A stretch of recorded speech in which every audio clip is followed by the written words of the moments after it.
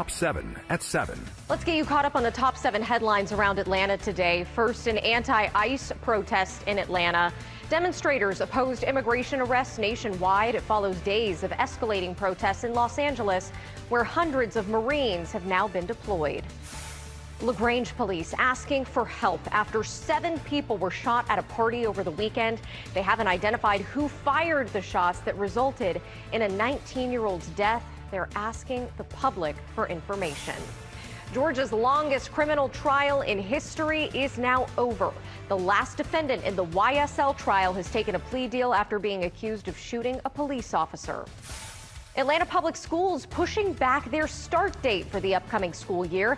They were supposed to start on Friday, August 1st, but they will now start on Monday, August 4th. A Delta flight from Atlanta had to be diverted today after the airline says there was smoke in the cabin. It was supposed to land in Orlando, but it ended up in Jacksonville. The Starbucks at Ansley Mall is no more. The Midtown location says their lease was up and they didn't renew it. Employees at this location were one of the first to vote to unionize in 2022. ChickfilA is launching a new peach frosted lemonade. It's made with ice cream, lemonade, and peaches. They're offering a peach pie at some of its Georgia locations. Oh, that looks so good. And to learn more about how to try these items for yourself or all of these top stories, head to our free Atlanta News First app.